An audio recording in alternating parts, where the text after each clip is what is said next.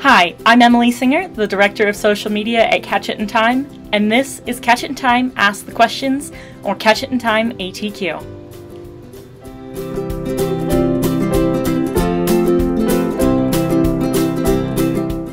This segment, we're going to take a look at some of the risks and benefits associated with clinical trials. I recently listened to a podcast from cancercare.org that was really informative and really long. So I decided to just give you kind of the bare bones.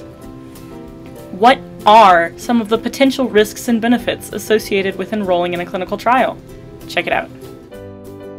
Benefits of participation might include the option to get a drug or a drug that's being developed that is still being studied and is not yet generally available.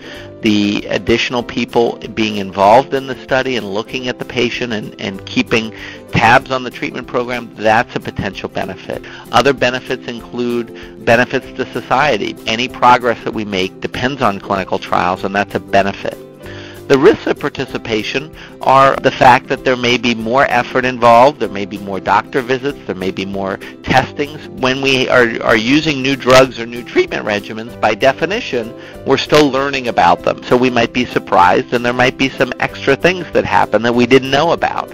How one looks at the benefits and the risks may be very individualized. If you have very few other options, you might look at it one way.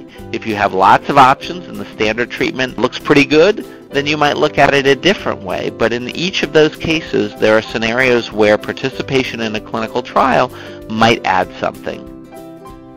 Thanks for tuning in to this week's Catch It in Time Ask the Questions. Make sure to subscribe to our YouTube channel, Facebook page, or Twitter profile to ensure that you never miss any really cool stuff that we post. I'm Emily Singer for Catch It in Time, and we'll see you next time.